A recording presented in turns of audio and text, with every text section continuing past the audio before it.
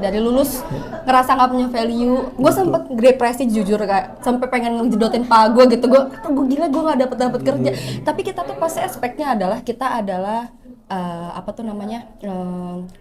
kuliahan, pasti pengennya dapat kerjanya yang gajinya bagus. Ini gue pengen buka mindsetnya orang-orang yang pada baru fresh graduate ya. Maksudnya, dunia tuh nggak seindah itu men.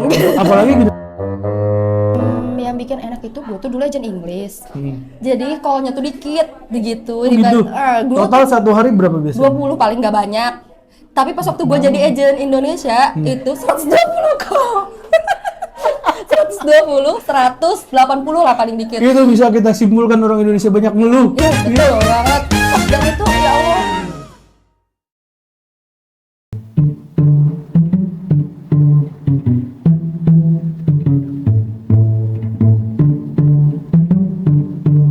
Hana adalah seorang customer service yang punya passion jati tenaga pengajar. Hana juga sebenarnya adalah seorang introvert, kalau dilihat lebih ke ekstrovert sebenarnya. Dan Hana juga seorang ibu rumah tangga merangkap pekerja remote. Kerja bersama Hana Permata, M-nya Muhammad ya? Mulyadi bapak gua. Udah ganti-ganti tuh bapak gua. Bapak Mulyadi. Hana adalah anak 2012 sastra Inggris. Anak kumaha damang. Alhamdulillah, Bang. Damang. Ega kumaha? Alhamdulillah sehat. Hana teman berbahasa Sunda di kelas lain BS. Iya. Karena biasanya kalau cowoknya sama BS. Iya, betul. Dikangen juga sama BS nih dia. Tahu udah lama. Dia sekarang jadi warga puncak. Biasanya dia cari-cariin villa dulu. Udah lama nggak ketemu. Bener. Hana sekarang bekerja di mana? Hana cerita kerja saat ini. Sekarang ini gue di Influx, remote kerjanya di rumah. Jadi sampai kapanpun gue kayak nggak akan kerja WFO sih, karena memang nggak ada perusahaannya di sini. Mungkin buat ibu-ibu yang pengen kerja di rumah tapi masih bisa ngelihat anak, masih bisa pengen berkontribusi secara finansial, bisa tuh ngelamar di perusahaan gue. Di apa link ini ada ntar bisa muncul biasanya? Boleh. Ntar gue kasih tahu. Oke. Itu udah berapa lama? Buka terus. Gua baru 4 bulan deh. 4 bulan. Dari sistem ataupun proses rekrutmennya sendiri bisa dibilang riuh nggak? Maksudnya ada apa? Riuh sih, serius. Karena menurut gue ini paling riuh di antara sebelum-sebelumnya gue kerja. Yang mungkin minusnya itu aset sendiri, kayak laptop dan lain-lain itu punya sendiri. Tapi menurut gue kenapa gue masih lanjutin proses yang riuh itu karena worth it. Kenapa? Karena gue kerja di rumah, gue nggak perlu capek-capek naik kereta gitu kan. Masih bisa lihat anak, walaupun nggak bisa handle sih, tapi saya masih bisa lihat anak lah maksudnya. Buat emak-emak sih sangat-sangat oke banget lah ya maksudnya kerjaannya gitu. Iya, tapi kan lu makhluk sosialis, salah satu perempuan ekstrovert yang harus bertemu orang kan. Sebenarnya gue introvert gak? Lu gak tau aja. Betul introvert tuh sumpah. Cuman ya suka ngobrol sama orang suka. Cuman yang memang yang lebih yang dekat aja gitu loh. Kan maksudnya introvert itu bukan berarti nggak mau ngobrol sama orang kan. Betul. Tapi kan kadang menutup diri kan. Betul. Salah. Energinya dia adalah dengan berdiam diri sendiri kan. Kalau ekstrovert seperti gue nih, gue harus benar-benar ketemu orang biar lu ke fill up kan energinya. Kalau gue sebenarnya kalau ketemu orang yang nggak cocok sama gue ke drain up energi gue gitu. Oke. Tapi kalau orang mikirnya juga katanya gue ekstrovert, tapi enggak kok. Gue tuh introvert kok. Fun fact buat teman-teman sastra Inggris. Ini gue namain penonton gue rekan kerja. Karena memang konsepnya adalah kita memang di noise atau berisik, tempat-tempat berisik kafe ya karena mencerminkan tempat kerja kayak gitu. Udah biasa lah. Ana itu kan kerja yang sekarang 4 bulan. Sebelumnya ada berapa perusahaan yang sudah lu sambangi? Oke, gue hitung ya. Total dulu nih. Kalau sekolah itu perusahaan nggak sih, Gak?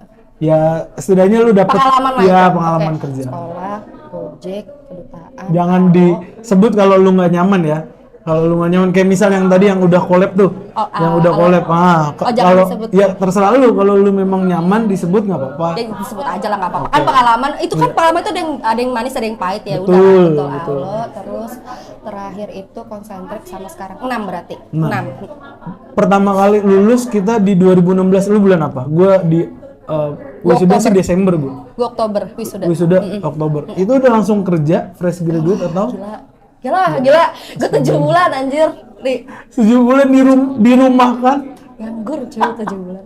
Itu masa-masa tergelap sih, Gak? Iya lu pasti ngerasain lah maksudnya fresh betul fresh graduate gue 6 bulan, gue 6 bulan. Tuh Kita 6 bulan. Nah, kayak selisih kita sebulan doang kan. Gue 7 bulan dari lulus ngerasa nggak punya value. Gue sempet depresi jujur Kak. Sampai pengen ngejedotin pak gue gitu. Gue gila gue nggak dapet kerja. Tapi kita tuh pasti aspeknya adalah kita adalah kuliahan, pasti pengen dia dapat kerjanya yang gajinya bagus. Ini gue pengen buka mindsetnya orang-orang yang pada baru fresh graduate lulus, ya. Maksudnya, dunia tuh nggak seindah itu men. Apalagi generasinya beda kan sekarang. Betul. Dunia tuh nggak seindah itu. Lu punya passion ya I know gitu ya. Kalau misalnya lu mau kejar ya alhamdulillah bagus gitu. Tapi gue beberapa kali dipatahkan sama rekrutmen dan lain-lain, gue ngerasa ya udahlah dapat kerja alhamdulillah gitu loh kayak gitu. idealis kucing kan gitu kan kasarnya. Betul, benar banget. Nah itu 7 bulan sampai akhirnya lu apply dong. Pengalaman paling sedih itu waktu pas gua rekrutmen itu, pasti kan kita kemana-mana lah ya, ikut job fair dan lain-lain. Walk in. Betul walk in. Paling sedih itu waktu itu gua ngelamar jadi sekretaris zaman dulu.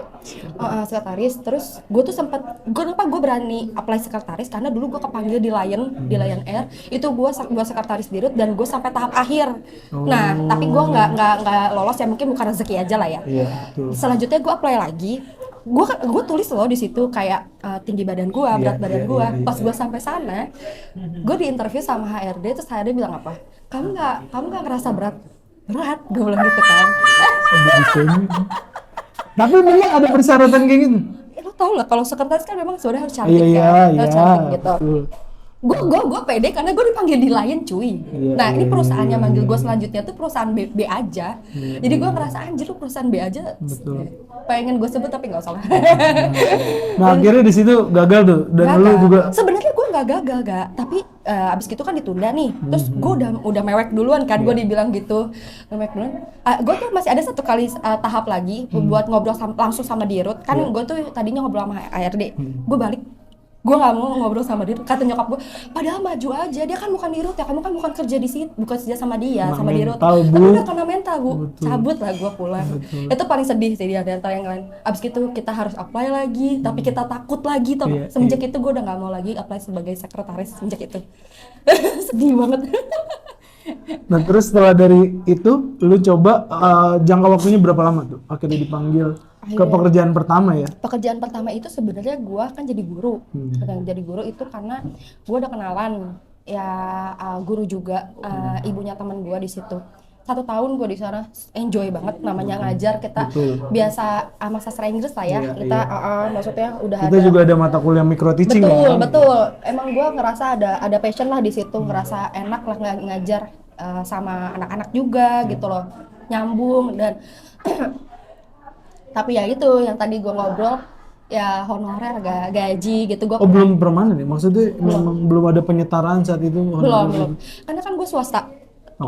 Swasta gitu, gue ngajar SMK, gue tuh ngajar lab juga, tapi ngajar inian juga tuh kelas. Nah yang paling sedihnya tuh pas gue ngajar kelas gaji gue cuma 250.000 sebulan. Jadi sebulan sih selama 1 tahun. Iya, tapi kan sebelumnya gue dapat kerja ya, dapat yang lab itu. Tapi masih di sekolah yang sama. Lumayan lah ya, masih bisa gue hidup lah ya. Bisa hidup. Di 4 bulan terakhir gue dibilangnya tuh performance gue bagus, makanya gue jadinya disuruh ngajar kelas selain ngajar lab itu. Nah gue udah nggak ngajar lab, gue ngajar kelas 4 kelas, gaji gue malah cuma 250.000. Lah sedih dong gue. Sampai akhirnya udah tuh lu cabut akhirnya gue. Itu tahun berapa dari 2016 lulus, sempet 7 bulan di Lion tadi lu udah kena mental, udah selesai itu tahun berapa? 2017 sampai 2018 akhir. 2018 Maret lah gue ingetnya. Gue 2018 Maret selesai. Cari-cari lagi, akhirnya gue di UOB tapi bentar doang. Itu kayak cuma batu loncatan sih gue mikirnya. Sampai beberapa bulan dong? 4 bulan. Tapi baru gue di Gojek. Call center? Ya, dua-duanya. Kalau yang di... Nah gue potong, dari UOB itu ribet nggak proses rekrutmennya? Saat Enggak, itu BPO. 2018. Oh, BPO. Itu gue cepet banget, nggak nyampe 2 minggu gue udah langsung jalan tuh di UOB. Oh, oke. Dia under UOB-nya? Enggak ya? BPO juga. Tapi Mitrakom. ada itunya nggak sih? Ada pilihan untuk under UOB-nya biasanya kan? Enggak, kalau call center Enggak ya, semua under Mitrakom waktu itu. Oke. Dari UOB cuman 4 bulan 4 bulan, setelah itu di Gojek setahun tuh gue. di Gojek. Soalnya Udah enak saat itu, enak tuh kalau nggak salah Gojek. Enak Tahun 2019 berarti kan? Iya, 2019. Sebenarnya tuh gue enak banget, jujur ya. Dari semua pekerjaan gue yang gue menyesal kenapa gue keluar tuh adalah di Gojek. Di Gojek juga gue bertemu dengan jodoh gue. Oh, ini sama ya? Sama dia di Gojek. Oh, dapat apa aja provide waktu itu di Gojek? Sebenarnya bukan masalah itu sih. Dulu itu kalau gaji ya lumayan ya waktu itu. Karena kan UMR tambah-tambahannya juga adalah lumayan lah waktu itu. Yang bikin enak itu gue tuh dulu agent Inggris.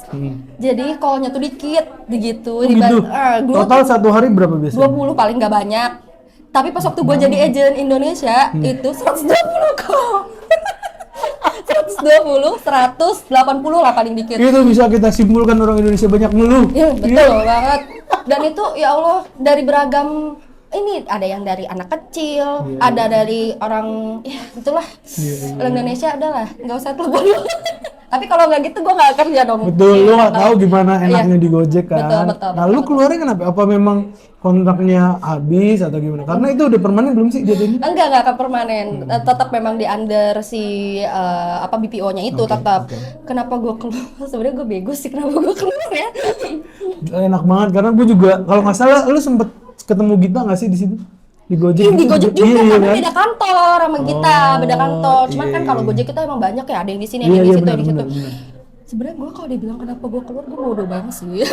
Coba karena ada masalah sedikit sama TL zaman dulu gitu ya. Tapi sebenarnya si TL-nya tuh nggak ada yang gimana-gimana. Biasa aja sebenarnya ya. Tapi mungkin elunya sedang naik.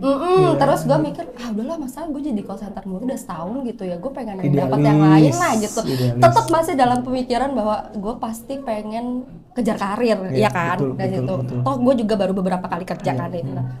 Gue keluar, sebenarnya nyesel banget sih keluar tuh kalau mau dibilang. Akhirnya tapi gue dapat yang lebih baik itu gue dapat di kedutaan Perancis di situ. Prancis. Gue jadi visa officer 2020 awal. 2020 awal sebelum Covid Januari lah. Sebelum Januari. berarti. 2020 awal itu gue jadi visa officer, enak lah ya, maksudnya apply orang yang mau aplikan mau ke Prancis apply visa tuh ke gue yang handle gitu loh. Waktu pas rekrutmennya itu kan gue sama orang ini ya, sama orang Prancis. Gue aing tengah ngerti anjir. Tapi untungnya dia ngomong bahasa Inggris sih, jadinya masih oke lah gitu. Cuman kan lo tau lah aksennya mereka Aksennya beda, thick betul. banget ya, Betul, thick betul, banget. betul. Terus gue bilang I can even speak French, gue bilang gitu. Terus dia bilang it's okay gitu, bilang toh kamu nanti akan ngeceknya tuh dokumen-dokumen Inggris kok, maksudnya bukan yang Prancis, tapi ada orang yang memang dedicated untuk cek dokumen Prancis itu, nggak apa-apa. Cuman ya rezekinya cuman 3 bulan karena Covid, Prancis lockdown, Indonesia pun lockdown kan pada saat itu. Berarti Maret nggak sih? Maret selesai. Ya? Maret selesai. Udah gitu baru. Sorry, gue potong dulu karena biar rekan-rekan kerja tahu kerja di kedutaan itu, lu gimana proses rekrutmennya? Nak? Biasa aja. Lu tau nggak? Gue tuh apply di Jobstreet. Dan gue tuh nggak kalau itu tuh buat kedutaan. Jadi kan kita apply aja. Iya betul. Kan? Ngasal Ya gitu apply. Pas gue dateng, ini kok kedutaan? Ini gue nggak salah gitu kan? Berapa lama dari lu rasa lu apply di tanggal misal nih bulan Januari, terus lu dipanggil berapa lamanya gitu? Di apply-nya itu gua tuh kan selesai di Gojek tuh Oktober, gua tuh apply-nya bulan November apa Desember gitu ya. Nggak lama, jadi Desember akhir gua interview, Januari udah kerja gitu. Oke. Memang cepat saat itu ya. Butuh itu tuh kata sebenarnya mempersiapkan holiday season. Sebenarnya niatnya gitu. Lagi Jadi tambah lagi peak ya. seasonnya. Jadi ditambahin lagi 3 orang waktu itu. Buat yang baru, tapi ya tiba-tiba corona lah kan. Ya kita pasti ngerasain Semua kena imbas, rekan kerja kena imbas, saya pun kena imbas. Betul. Cuman 3 bulan setelah dari situ lu ke di Alo dokter. Itu Alo. pengalaman Bukan yang warna merah. Bukan, yang Bukan, biru, warna yang biru, biru. yang Tapi warna gue biru. takutnya menjelek-jelekan sih kalau gue ngebahas tentang yang ini gitu Iya, ya. nggak usah, lu kasih tahu aja proses rekrutmennya dan lu cabut kenapa gitu. Dan berapa lama lebih tepatnya? Setahun, sama Setahun, setahun. ya? Sebenarnya itu sebenarnya udah under, gue dapet asuransi segala macam, oke lah gitu ya. Cuman kalau mau jujur gaji downgrade dari yang sebelumnya gitu. Padahal gue mikir, anjir kok gue under tapi gaji gue downgrade gitu di situ. Nah wajar lah ya kalau misalnya kita pengen dapat yang Lebih. setidaknya sama lah, Setidaknya ya sama, jangan sampai betul. downgrade gitu. Ya. Betul. Di situ terus abis gitu gue keluarnya tuh sebenarnya gara-gara gue ngerasa manajemennya tidak bagus gitu. Pada akhirnya gue keluar dan gue memang gue bilang gue tipe orang kalau misalnya mau keluar tuh gue pasti akan ngomong semua kekurangan perusahaan itu kayak gimana, karena gue nothing tulus gitu loh. Gue udah mau cabut ya dia nggak akan ada gimana ke gue omongin lah bla bla bla bla sampai akhirnya satu divisi itu setelah gue cabut sebulan kemudian gue udah bilang nih kalau terus-terusan kayak gini nih manajemen ngaco nih gitu. Bener aja setelah gue cabut sebulan kemudian dia collapse satu divisi. Jadi satu divisi customer service itu nggak ada. Jadi cuma gitu? tinggal sisa 5. Saat itu lu taunya ya sisa 5. Itu belum terjadi. Jadi sebulan kemudian setelah gue cabut collapse sisa 5. Teman-teman gue pada dirumahkan gitu. Gue tuh udah bilang sama teman-teman gue, ini lu bakal ini lah gini. Cuman kan gue nggak bisa membuat orang jadi cabut lah. Iya kan, maksudnya gue juga nggak mau bikin orang. Tapi untungnya teman-teman gue yang cabut itu dapat pesangon agak lumayan gitu, lah betul, maksudnya. betul, Jadi mereka yang cabut juga sebenarnya teman-teman gue bilang, padahal lu bertahan aja sebulan lagi lu dapat kompensasi sebenarnya gitu. Tapi itu kalau misalnya gue nggak cabut itu nggak akan kebongkar sebenarnya gak? Iya. Gitu lah. Itu 1 tahun dari 2021 apa 2020 sampai 2021? 2020 sampai 2021. 2021. Di 2021 baru gue di Concentric terakhir. Di Concentric itu CS juga. Yang mau masukin gue itu kan? Iya. Amin, semoga ya kalau misalnya rezeki kan nggak ada yang tahu. Betul. Bener. Tapi memang kalau boleh di-spill budaya apa sih yang ngerasa yang sebelumnya ya, yang lu bilang busuk itu, sekarang juga udah nggak ada kan sebenarnya? Ada tapi tinggal 5 orang. Oh. Jadi ada divisinya ada tapi cuma tinggal 5 orang. Oke. Budaya seperti apa? Apakah dalam garis besarnya aja deh, nggak usah spesifik. Apakah dia micromanagement kah? Yang lu terus di-push? Apakah dia nggak sesuai dengan job desk yang ada? Bukan nggak sesuai dengan job desk yang ada sih, lebih kepada gini, setiap perusahaan itu kan pasti ada selling produk, betul gak sih? Iya, betul. Jadi gue ngerasa si perusahaan ini tidak jujur untuk men-selling produknya ke customer. Yang mana akhirnya si customer itu akhirnya cancel ke kita. Jadi si perusahaan itu taunya sellingnya banyak, tapi mereka nggak tahu kalau cancelnya juga banyak, gitu loh. Misalnya ini kan produknya insurance. Jadi orang tahu si perusahaan yang sekarang ini taunya sellingnya, wih lumayan nih banyak nih apply insurance ke gue. Tapi gue udah bilang, ini cancelnya juga banyak loh. Jadi ini orang yang jualannya nggak jujur gitu loh. Nah pada akhirnya mereka ngelihat nih defisit, kok yang cancelnya banyak, lebih banyak justru. Jadinya orang yang udah apply pun yang tadinya percaya jadi bertanya kan? Betul gitu akhirnya. Oke. Itu sebenarnya udah lu kemukakan secara internal? Udah. Dan feedbacknya dari mereka? Masa sih gini-gini, kita kan berdasarkan data bla bla bla gitu lah. Gue siapa sih? Gue cuma CS. Mana juga di ini bener. Selalu begitu. Padahal kan kita yang berhadapan langsung dengan customer. Betul. Kita dicapnya sebagai lini pertama. Tapi kadang kita juga jadi korban bunuh dirinya si perusahaan. Itu yang gue alamin juga sebetulnya. Betul. Ya mau gimana, kita dicap citra perusahaan kan dari call center kan. Betul. Tapi ketika kita mengemukakan pendapat, mengemukakan fakta, bahkan malah dicapnya kayak enggak kayak gitu ah. Kan gue dapet datanya dari manajer lu siapa sih gitu kan. Akhirnya lu cabut di situ dan mereka pun sampai akhirnya udah tinggal minoritas sekarang. Ke Concentric gimana nih? Concentric enak banget. Sebenarnya nih waktu pas di Gojek itu, gue itu under BPO. Terus move lah BPO-nya pindah ke Concentric. Di Concentric itu gue sempet juga 1 bulan, tapi akhirnya gue cabut. Yang gue bilang gue dapat kerjaan di kedutaan itu. Jadi sebenarnya jatuhnya gue tuh balik lagi ke perusahaan lama, Oke. gitu. Tapi enaknya maksudnya di Concentric, gue nggak ada masalah sih di Concentric tuh, masuknya juga enak gitu ya. Proses rekrutmennya, gue tuh tadinya awalnya ditawarin untuk di Facebook Malaysia. Facebook Malaysia. ke Malaysia. Malaysia. Nah iya, karena Concentric itu kan di mana-mana, gak cuma Betul, di Indonesia. ada, iya. Betul. Se-ASEAN banyak sih memang. Nah tadinya gue buat di Malaysia, cuman gue mau kawin. Betul. Gue menikah pada saat 2021 Ya, dan itu. kebetulan calon lu bukan orang Malaysia. Daripada gue LDM kan, jadi Betul. ya udah gue bilang coba ada nggak ya apa tuh namanya yang di Indo gitu. Tadinya gue udah nih nggak dikabarin lagi awalnya. Terus akhirnya ikutlah interview, gue dapet project di Philip Morris. Philip Morris itu Sampurna. Philip Morris Sampurna, iya, betul.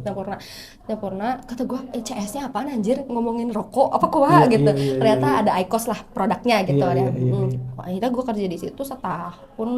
Gue keluar pun bukan karena ada apa-apa, karena gue melahirkan anak gue gak bisa ditinggal pada saat itu, jadi ya udah gitu.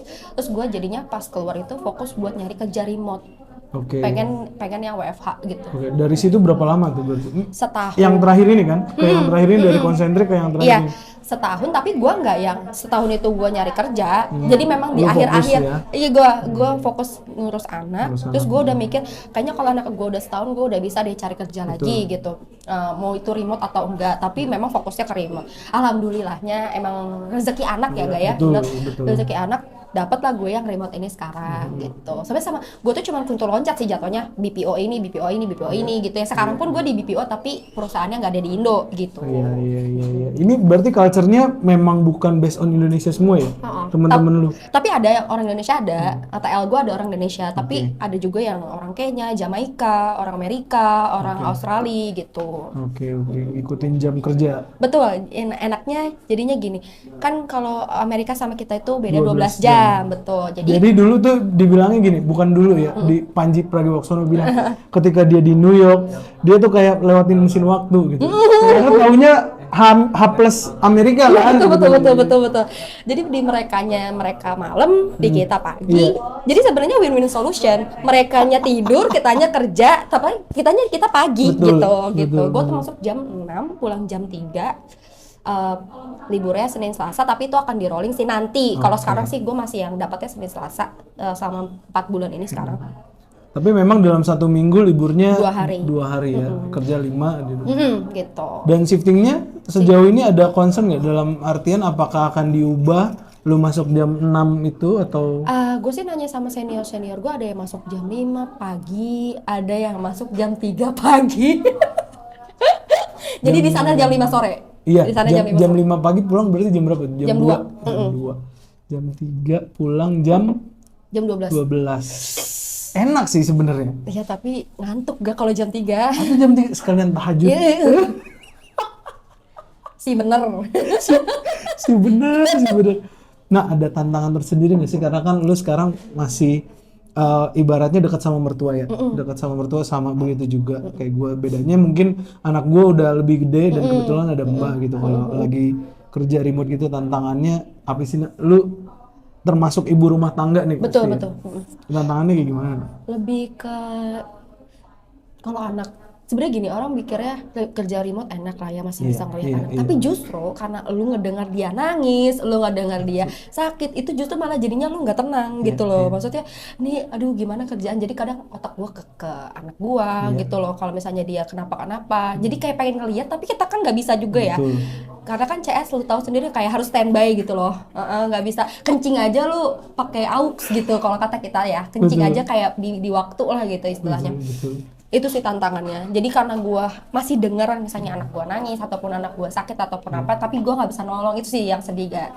Tapi lu nyingkapinnya gimana? Cara mengatasi itu ya? Kadang untuk beradaptasi nih, yang sebelumnya lu wes-wae lancar dalam artian lu bener-bener fokus kerja. Betul. Terus sekarang lu akan pecah. Gua mengalami itu karena ketika COVID kita kan kebetulan kerja di di rumah yang notabene dia belum selesai kerja tapi anak itu apalagi anak lu cowok. Anak cowok adalah nempel. anak emaknya pasti. Bener. Lu gimana cara ngatasinnya?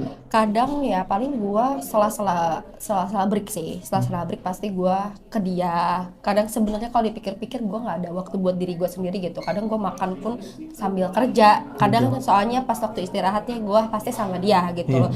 Tapi ya setidaknya jadinya ya gua masih ada lah, hadir lah ketika dia itu gitu sih paling gua nyiasatin. Eksistensi sih sebenarnya. Benar. Walaupun nggak lama tapi setidaknya berkualitas lah sama dia gitu. Betul. Hana kerja semua hampir call center.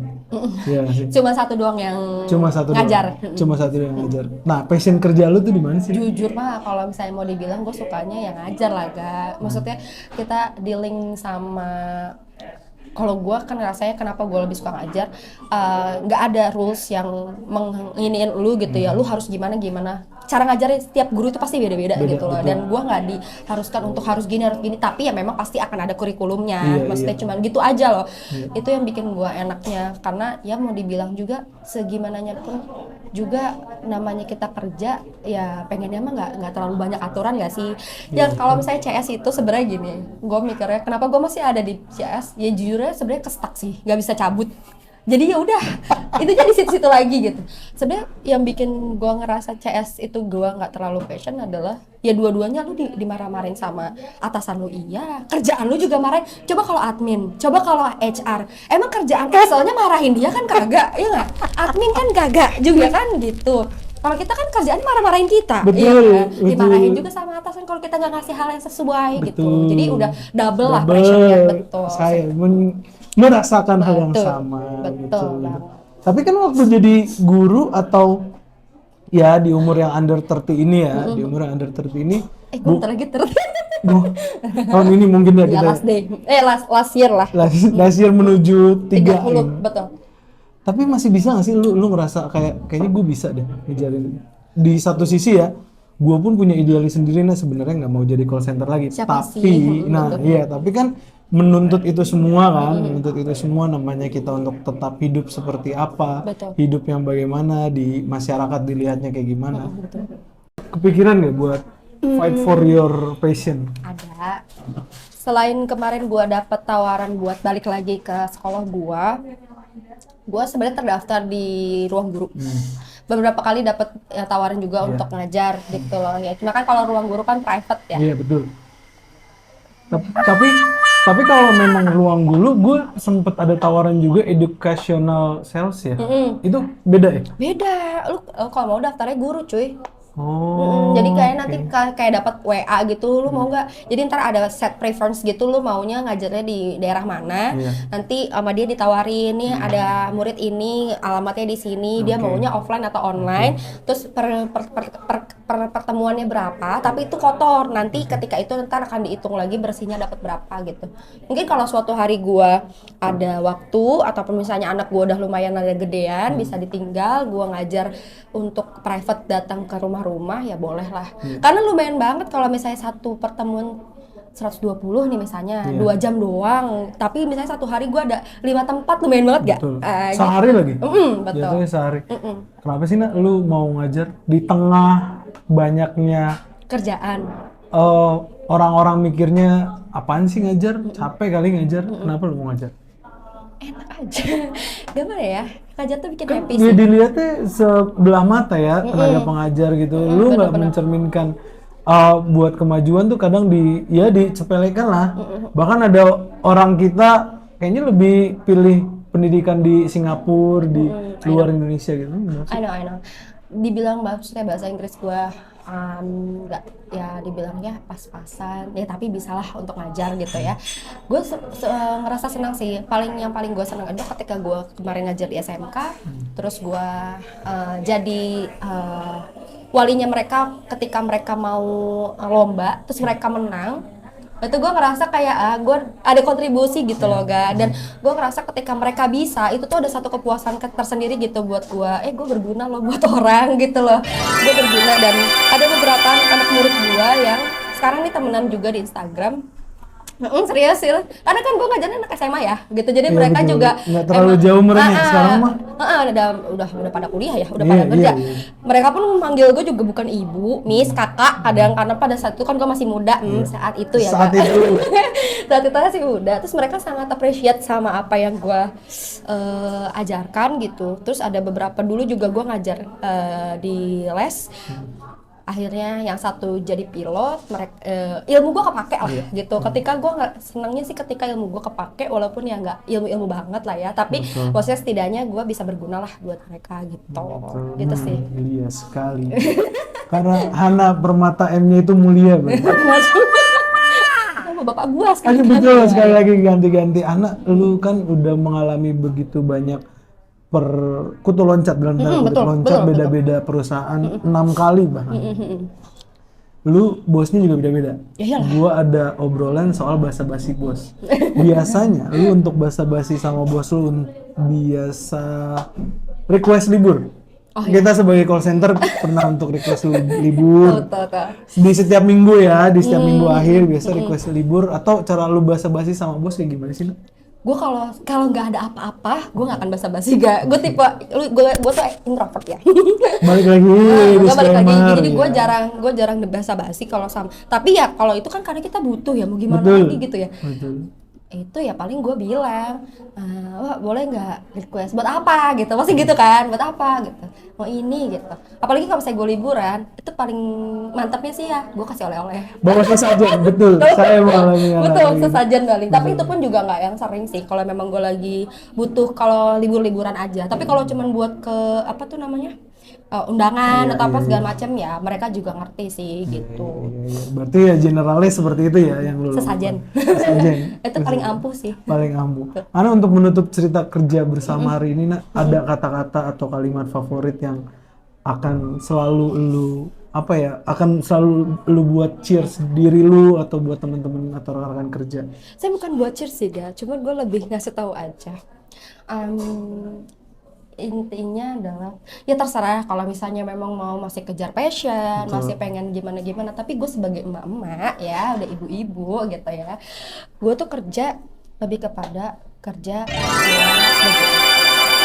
jadi temenan pun ya sudah temenan saja gitu loh, temenan aja, tapi nggak yang terlalu gimana kalau sama rekan kerja gitu loh. Terus gue lebih kepada kerjain apa yang gue kerjain aja, karena belum tentu juga apa kalau lu doing extra mile tuh di recognize gitu lah ya, betul, dilihat gitu ya. Kalau dilihat alhamdulillah, lu kalau mau melakukan extra mile tuh lihat dulu perusahaannya akan iniin lu nggak, tapi kalau enggak ya udahlah so-so aja gitu. Yang penting gajian, udah intinya gitu sih, benar-benar. Vini Vici datang, mainkan dalam artian kerja, pulang. Betul. Jadi nggak usah diambil hati. Dan kalau misalnya gua kutu loncat sampai di mana-mana gua, namanya tantangan kerja itu pasti ada gitu ya. Jadi jangan pernah lu cabut cuma karena lu mau ngilangin tantangan itu. Karena saat lu ketemu akan ada tantangan lagi gitu. Jadi kalau lu mau cabut, pastikan lu akan dapat gaji yang lebih baik ataupun posisi yang lebih baik. Itu sih kalau ke gue. Mantap sekali cerita kerja ini bersama Hana yang kebetulan juga orang Sunda, yang kebetulan juga backgroundnya sama sebagai call center. Jadi kita sama-sama tahu. Ya? Iya. Poin pertama dalam customer service adalah empati. Betul. Jangan pernah menilai orang dan jangan pernah menjudge dulu sebelum lu tahu akar permasalahannya. Betul. Hana, terima kasih telah hadir. Iya, mungkin ada pesan-pesan nggak buat rekan-rekan kerja yang masih fight jadi call center? Semangat aja walaupun lu ditekan sana sini gitu ya. Sama kerjaan ditekan, terus sama bos juga ditekan, tapi ya udahlah, doing your best aja kalau emang lu pasti mau bertahan di customer service gitu ya. Ya gajinya alhamdulillah walaupun lu juga ditekan sana sini. Keras sekali. Betul.